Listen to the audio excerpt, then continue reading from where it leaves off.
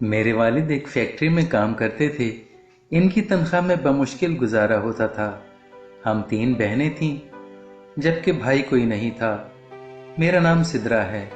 मैं अपनी बहनों में सबसे बड़ी थी। मेरा रंग गोरा और चेहरे के नकूश इंतहाई दिलकश थे। मैं अभी 17 साल की थी और मैंने मैट्रिक का इम्तहान दे दिया था कि मेरे वालिद को फालिज का अटैक हो गया और वो माजूर होकर बिस्तर से लग गए। अब हमारे लिए मुसीबतों का आगाज हो गया। मैं अभी आगे पढ़ना चाहती थी और कुछ बनकर अपने वालिदैन का सहारा बनना चाहती थी, लेकिन हालात ऐसे हो गए कि मुझे अपनी पढ़ाई छोड़नी पड़ी। कोई और सहारा नहीं था। वालदा की सेहत भी ऐसी नहीं थी कि वो कुछ कर सकती। मुझे ही अब घर की दाल रोटी के लिए और अपनी छोटी दोनों बहनों की पढ़ाई के लिए कुछ करना था। हमारे इलाके से काफ़ी तादाद में ख़वातीन गारमेंट फैक्ट्री में काम करने जाया करती थीं, क्योंकि इंडस्ट्रियल एरिया हमारी बस्ती से करीब था। इसीलिए इस बस्ती से बहुत सी औरतें और लड़कियां वहां मौजूद मुख्तलिफ फैक्ट्रियों में काम करती थीं। हमारे मोहल्ले में एक अधेड़ उम्र खातून, जिनका नाम हाजरा था, बहुत सालों से किसी गारमेंट फैक्ट्री में काम करने जाया करती थीं। इनका हमारे घर आना जाना था। इंतहाई शरीफ और हमदर्द खातून थीं। हमारे हालात से अच्छी तरह वाकिफ थीं। मैंने इनसे ही कहा कि वो मुझे भी अपनी फैक्ट्री में काम दिलवा दें ताकि घर की दाल रोटी चलती रहे। इन्होंने मुझसे वादा कर लिया कि वो कोशिश करेंगी, लेकिन उन्होंने बताया कि फैक्ट्री में अभी स्टाफ पूरा है। अगर कोई लड़की या औरत काम छोड़कर गई तो जगह खाली होगी। मैं मैनेजर से पहले ही कह दूंगी, जैसे ही आसामी निकलेगी तुम्हें वहां लगवा दूंगी। अल्लाह ताला भी शायद हमारी परेशानी दूर करना चाहते थे, इसलिए 2 दिन बाद ही आंटी हाजरा ने बताया कि एक हेल्पर की आसामी खाली हो गई है, जो मेरी ही हेल्पर थी। मैंने मैनेजर से कह दिया है और कल तुम्हें मेरे साथ चलना होगा। मैं खुश हो गई। अगले दिन मैंने आंटी के साथ फैक्ट्री जाना शुरू कर दिया। ये मेरे लिए बहुत अच्छा हो गया कि मेरी ड्यूटी आंटी हाजरा के साथ ही लगी। मैं इनकी हेल्पर के तौर पर काम करने लगी। जिस सेक्शन में आंटी और मैं काम करती थीं, यहाँ 100% स्टाफ औरतों पर मुश्तमिल था, इसलिए हम बहुत इजी होकर काम करते थे। मुझे पहले ही दिन आंटी ने बता दिया था कि इस फैक्ट्री के मालिक इफ्तिखार साहब बहुत अच्छे, दर्दमंद दिल रखने वाले इंसान हैं। इनकी बहुत सारी फैक्ट्रियां हैं और सारी फैक्ट्रियां एक्सपोर्ट का माल तैयार करती हैं, लेकिन इन्होंने मुझे बताया कि इफ्तिखार साहब का बेटा शाहजेब अच्छा लड़का नहीं है, इंतहाई अय्याश है। जब भी फैक्ट्री में आता है तो बस सिर्फ लड़कियों के चक्कर में रहता है, काम वाम कुछ नहीं करता, बस इससे होशियार रहना। ये सुनकर मैं परेशान हो गई, लेकिन मैंने हिफ्ज़ मा तक़द्दुम के तौर पर बुर्क़े और हिजाब में ही काम करने को तरजीह दी। अब मैं काम के दौरान भी बुर्क़े और हिजाब में रहती। मुझे काम करते हुए 2 महीने हो चुके थे। इस दौरान कई दफ़ा छोटे साहब हमारे सेक्शन में आए, लेकिन मेरी तरफ मुतवज्जा ना हो सके। छोटे साहब हफ्ते में 2 दिन ही आया करते थे। वो अक्सर पीर और जुमेरात को ही आते थे। एक दिन गर्मी बहुत थी और हमारे सेक्शन का एयर कंडीशन भी सही तरह काम नहीं कर पा रहा था। मंगल का दिन था। मेरे हिसाब से छोटे साहब को आज नहीं आना था। मैंने बुर्का और हिजाब उतार दिया और सिर्फ दुपट्टा गले में था।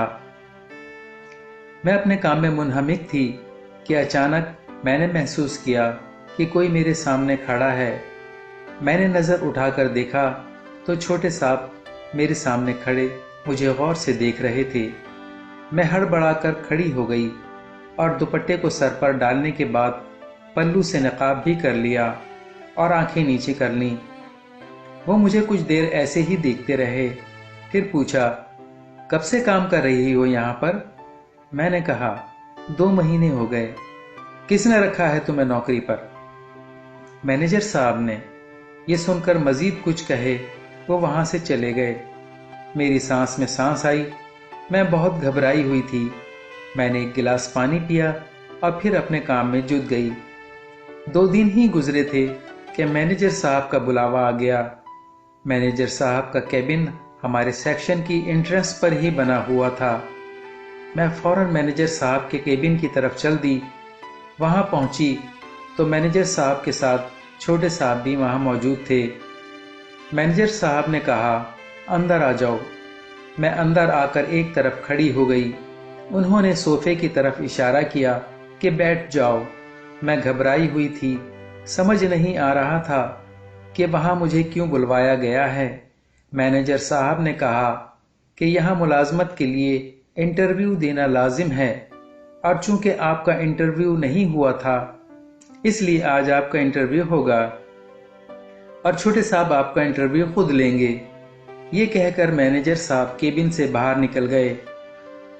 शाहजेब साहब थोड़ी देर तो मुझे देखते रहे, फिर मुझसे मेरे घर और हालात के बारे में सवालात किए। मैंने इनको अपने बारे में और अपने हालात के बारे में सब कुछ बता दिया। इन्होंने मुझसे सिर्फ इतना कहा कि आप यहाँ इजी होकर काम करें, यह ख़वातीन का सेक्शन है, आपको गर्मी में अबाया पहनने की क्या ज़रूरत है। मैं कुछ कहे बगैर वापस आ गई। आंटी ने पूछा तो मैंने सब कुछ बता दिया। अगले दिन मुझे बताया गया कि मुझे ऑफिस वर्क के लिए चुन लिया गया है, इसलिए अब मेरी ड्यूटी मैनेजर साहब के साथ होगी। इनके केबिन के साथ एक और छोटा सा केबिन था जहां एक टेबल और चंद कुर्सियां और फाइलों के शेल्फ थे जिनमें फाइलें सलीके से रखी थीं। अब मैं इस केबिन में अपनी ड्यूटी अंजाम देने लगी।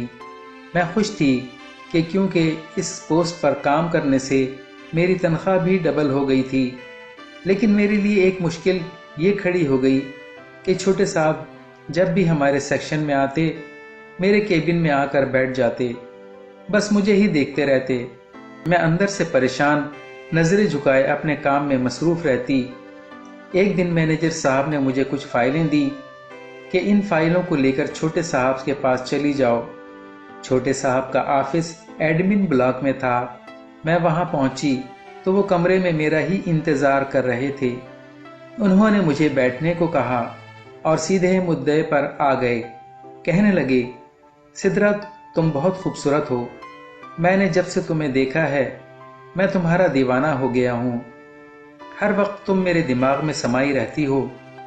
मैं ये बातें सुनकर सहम गई और अपने आप को मजीद समेट लिया। मेरी समझ में नहीं आ रहा था कि मैं क्या करूं। उन्होंने मुझसे कहा कि मेरे साथ दोस्ती कर लो, तुम्हारी किस्मत बदल जाएगी। तुम्हारे वालिद का इलाज भी करवा दूंगा, तुम्हारी बहनों की तालीम भी मुकम्मल हो जाएगी, तुम्हें मालामाल कर दूंगा।